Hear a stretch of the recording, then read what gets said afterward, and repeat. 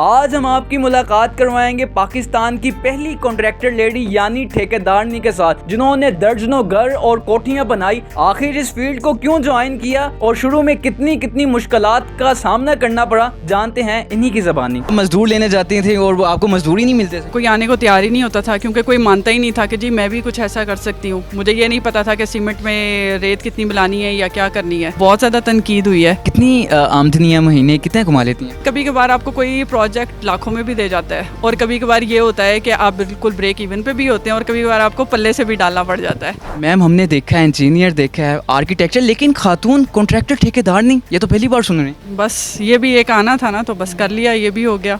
नहीं, ख्याल कैसे आया? ख्याल बहुत सारी वजूहात पे आया। काम जब बेसिक इंटीरियर का था वो स्टार्ट किया तो पता ही चला कि खाली इंटीरियर से काम नहीं चलेगा, आपको बहुत सारे कंस्ट्रक्शन में भी जाना पड़ेगा। तो बस फिर आहिस्ता आहिस्ता करते करते हम इस साइड पे भी आ गए। बाकी एक्सपीरियंस भी बहुत चीज़ें सिखा देता है। हम देखते हैं कि मैम जो कॉन्ट्रैक्टर होता है उसकी बहुत ही हार्ड ड्यूटी होती है, उसने सारी चीज़ों को एट अ टाइम देखना होता है, लेकिन ख़वातीन के लिए मैनेज करना ये बड़ा मुश्किल नहीं हो जाता? नहीं, जब इतने ढेर सारे काम हम लोग आ गई हैं, कर रही हैं, इवन के जहाज़ भी कर रही हैं, तो इसमें कौन सी मुश्किल बात है? ये भी कोई इतना मुश्किल काम तो नहीं है। इस पर कोई है ऐसा तो नहीं लिखा हुआ कि जी ये हम नहीं कर सकते। जब सारे काम हमने संभाले हुए हैं, जहाज़ उड़ाने से लेकर डॉक्टरी ये वो, तो अब इस शोबे में भी आना चाहिए।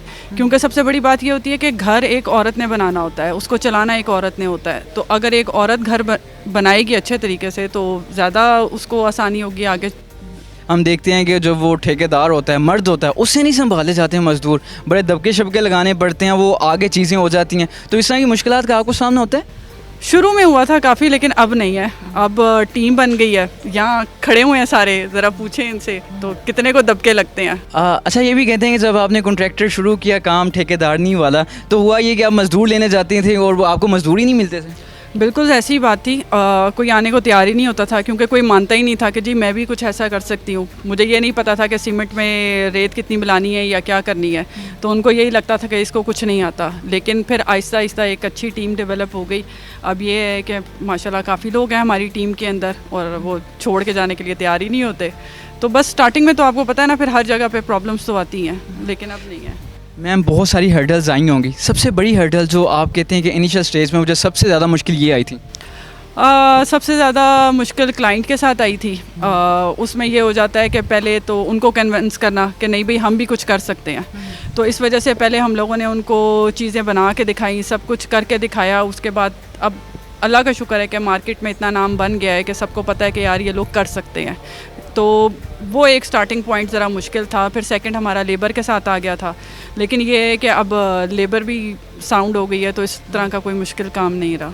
हमारे माशरे का ये अलमिया है कि कोई चीज़ लेने भेजें तो वो आगे पीछे कर देते हैं, 100 की 300 बता देते हैं ठेकेदार को, मालिक को। आपके मुलाजिम भी ऐसे मजदूर करते हैं आपके साथ?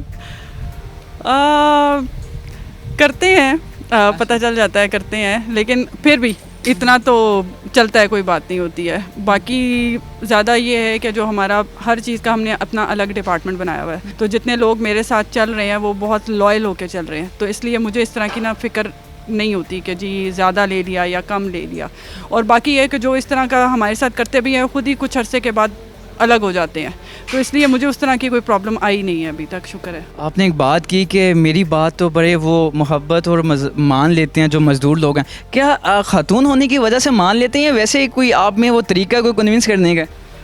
बहुत सारी चीज़ें होती हैं, खातून की वजह से भी मान लेते हैं। शुरू में तो बिल्कुल नहीं मानते थे, अब मान लेते हैं। फिर दूसरा ये होता है कि आपका बिहेवियर कैसा है उन लोगों के साथ। आप आराम से बात करें। मुझसे कुछ अर्से पहले किसी ने बात की कि जी ये तो ओए करके ही बात मानते हैं और इसके अलावा कोई बात ये सुनता नहीं है। तो मेरा मानना ये नहीं है। देखें, आप शुरू से उनकी एक बॉटअप इस तरह से कर रहे हैं कि आप उनको ओए करके बुला रहे हैं, तो उन्होंने ऐसे ही आना है ना। आप उनसे प्यार से तमीज़ से बात करें तो वो कैसे आपसे बात ना करें।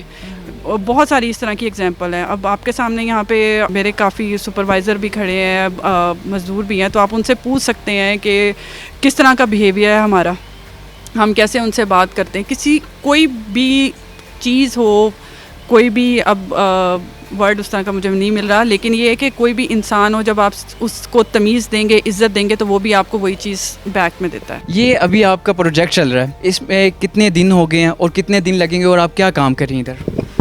ये तकरीबन 1 कनाल का घर है और ये बन रहा है। किसी भी घर को बनने के लिए कम से कम 6 से 8 महीने लग जाते हैं। आपका डिपेंड करता है उसके एटमॉस्फेयर पे। जैसे अभी बरसात है तो बरसात में नमी की वजह से लकड़ी के काम करने में, आपकी बाकी मिक्सचर वगैरह करने में या लेंटर डलने में ज़रा प्रॉब्लम होती है, सूखने में प्रॉब्लम होती है। तो वो हम लोग उनको 6 से 8 महीने का टाइम देते हैं। फिर आपके बाकी चीज़ें भी फैक्टर कर जाती हैं। लेकिन ये है कि इस घर को तकरीबन बनते हुए 5 महीने हो गए हैं और हमने अभी उनको डेडलाइन और 3 महीने की दी हुई है, क्योंकि जो फिनिशिंग वाला टच होता है ना उसमें ज़्यादा टाइम लगता है और उसमें हमें एक एक चीज़ देखनी, क्योंकि जब आप क्लाइंट को उससे कोई लेना देना नहीं है कि क्या चीज़ बन रही है और पीछे क्या चीज़ थी। जब आखिर में आपने पूरा प्रॉपर उनको बना के दिखाना है उस टाइम पे पता चलता है कि उसकी क्या लुक निकली और तभी वो सेटिस्फाई होता है। अभी तक जितने भी मेरे क्लाइंट आए हैं या न्यू क्लाइंट आए हैं वो 2 वजह से आए हैं। एक ये कि कमिटमेंट, टाइम जो हमने दिया है उसी के ऊपर हमने डिलीवरी किया है, और सेकेंडली ये क्वालिटी। मैंने कभी क्वालिटी के ऊपर कॉम्प्रोमाइज़ नहीं किया। एज अ फीमेल कभी आपको तनकीद हुई है? बहुत ज़्यादा तनकीद हुई है। टाइम का इशू हो जाता है, थोड़ा सा फैमिली की वजह से ऑफेंस हो जाता है कभी कभी, क्योंकि रातों को भी आना पड़ता है। जैसे अभी मौसम आप देख रहे हैं इस टाइम पे, अभी हम लोगों ने सारी अपनी रेत कवर की है, सीमेंट की बोरियां अंदर रखी हैं, फ़ौरन बारिश होने वाली है, तो किसी भी टाइम पे आपको कॉल आ सकती है आपकी साइड से।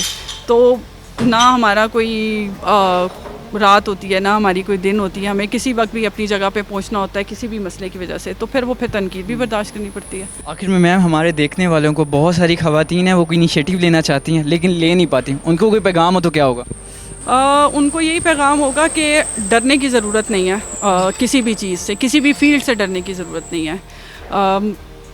कोई भी ऐसी फील्ड उठा के देख लें, कोई भी ऐसी जगह आप देख लें, अब ख़वातीन पीछे नहीं है। तो ये भी एक ऐसी फील्ड है, इसको आप ये नहीं कह सकते कि जी इसमें कोई फ़ीमेल नहीं आ सकती। मैं आई हूँ, मुझे देखते हुए बहुत सारे और भी लोग आए हैं। बहुत सारी ऐसी ख़वातीन को जान रही हूँ कि जो मुझे देखा देखे भी आ रही हैं और कुछ को मैं भी देख के आई थी इसमें। तो कोई भी ऐसी फील्ड नहीं है जिसमें हम पीछे रह जाएं। तो ज़रूर आएँ, इसको भी एक्सपीरियंस करें, और लोग फ्रेंडली हो जाते हैं। आपका बिहेवियर, आपका रहने का तरीका लोगों को मजबूर कर देता है ये बताने के लिए कि नहीं हम भी कर सकते हैं। आखिर में आपसे पर्सनली क्वेश्चन पूछा जाए, कितनी आमदनी है महीने, कितने कमा लेती हैं? कभी कभार आपको कोई प्रोजेक्ट लाखों में भी दे जाता है, और कभी कभार ये होता है कि आप बिल्कुल ब्रेक इवन पे भी होते हैं, और कभी कभार आपको पल्ले से भी डालना पड़ जाता है। आखिरी वाली बात थोड़ी ख़राब सी इंटरव्यू ख़त्म करते हैं तो वो डिमोटिवेट ना होता है। सहरीन जवाद बहुत मशहूर हैं, आपको आप बेशतर दफ़ा इन्हें टीवी चैनल्स पे देखा होगा, इंटरव्यूज़ देखे होंगे। ये बहुत सारी ख़वातीन के लिए मशाल राह है। अपने मेज़बान को दीजिए इजाज़त। अल्लाह निगहबान।